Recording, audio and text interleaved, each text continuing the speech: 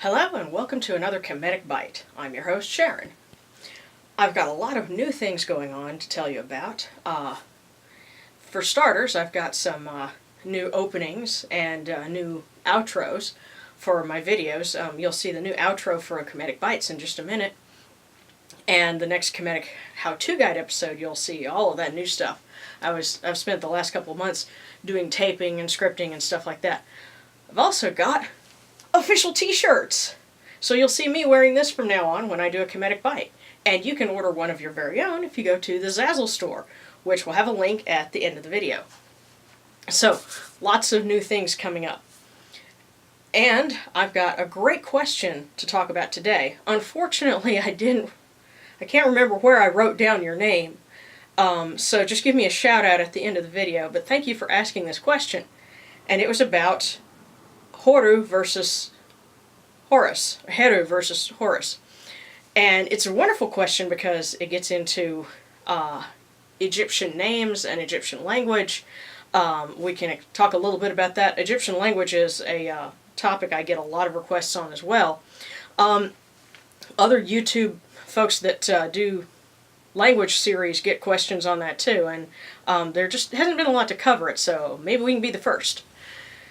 Also, this gives me a chance to correct something from my last Kemetic Byte to where I identified this symbol as ayin. It is actually yod. This sign is ayin. Both of those are semivowels. And that's something we're going to talk about in an upcoming episode of the How-To Guide. And I'm hoping to get a special guest for that. If I can get this particular lady, you guys are going to love her. She's really funny. But, and she's familiar with semivowels and writing in other languages, so hopefully that'll be coming up soon. First off, as far as Heru versus Horus, a good general rule is that if you're reading Egyptian names for deities in particular, and you see IS or US at the end of it, what you're looking at is a Greek form of the name. Anubis is another good example. Because the native name was probably something like Anupu, but somehow the Greeks got Anubis out of this. So you can think of the Greeks as sort of like your ancient redneck tourists that had to put their own lilt on everything. In this case, it was an us or an is at the end of everything. So, another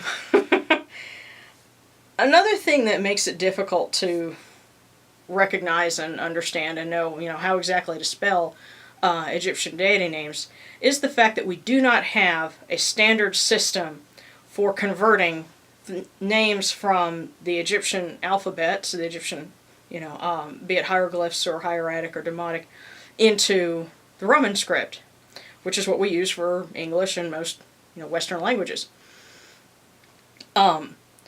It's not alone in that regard. Apparently, Arabic doesn't have a standard system for converting from Arabic letters to Roman either. But there are a lot of modern languages that do. For example, Japanese. There's a lot of use back and forth, between Japan and Western countries. And choto nihongo hanashimasu yo. I studied a little bit of Japanese and had a Japanese neighbor, and here in the West, there are two systems that are generally used for Japanese, the Revised Hepburn or the JSL. And I actually have one of the textbooks by the author of the JSL system. But, that's why when you see names written in English that are Japanese, the spelling is usually pretty consistent. By contrast, Egyptian names can vary wildly in their spelling. To give you one example, Wachet, Wajet, Wajit, Wajit. All of those spellings are for the goddess Wajit. And all of those spellings have been used in some book somewhere.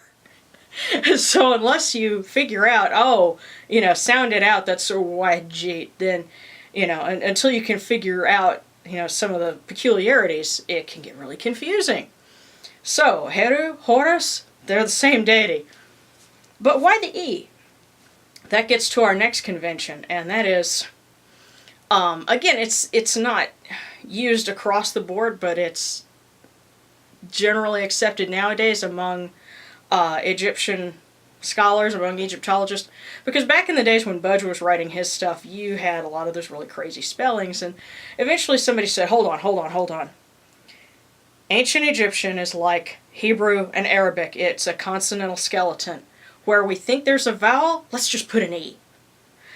And so you've got a greater measure of consistency, but then some of them, just you get words that are littered with E's. And so you have Kemetics and some Tamarin pagans, and other pagans who are trying to be historically proper, and they're using names that are littered with E's, or Nektet for Naktet, weird things like that. That's where you get Heru from, because there's not enough agreement, at least when you're trying to be, specific and refer to the native language, there's not enough agreement on that first vowel, so they just put an E in there.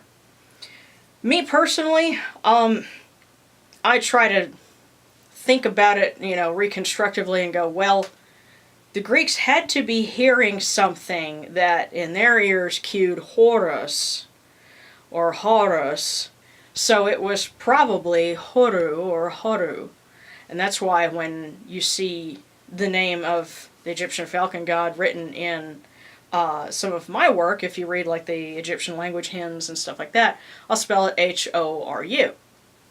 Because I figure the O is closest to the vowel sound that they were hearing. But, if you'll notice, there's a lot of variation in our own language.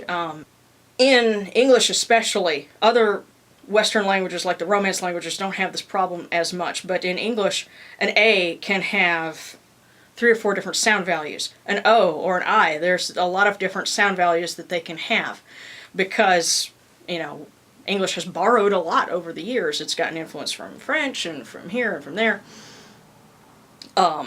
If you're interested in playing with phonetic languages and phonetic alphabets, I actually, and this is a shameless plug here, I actually have one that I came up with, and I call it Universal Scientific.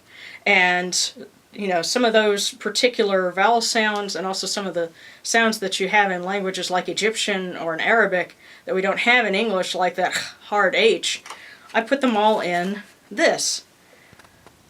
There we go. The camera picked it up just fine. That's an example of it, and that's in the back of this book, Worlds Away from Here.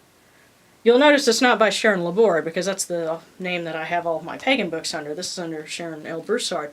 But it's also on Amazon. You can go find it.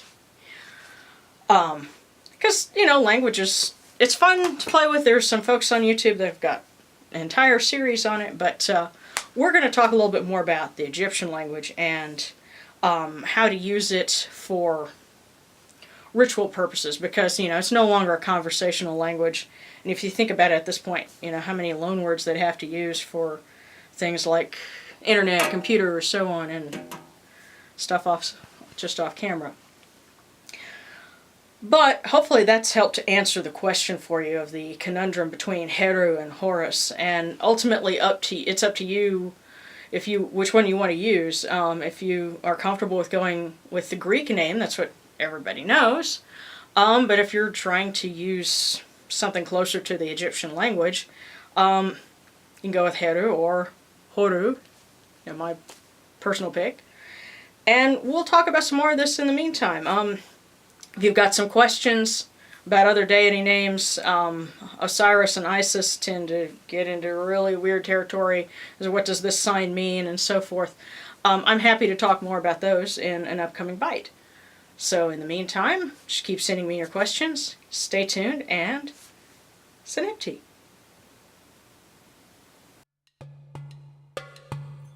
Do you have a question about Egyptian paganism? Share it in the comments section, and it could be the topic of the next Kemetic Bite. Don't forget to subscribe, and check the video description for more ways to support the Kemetic Independent channel.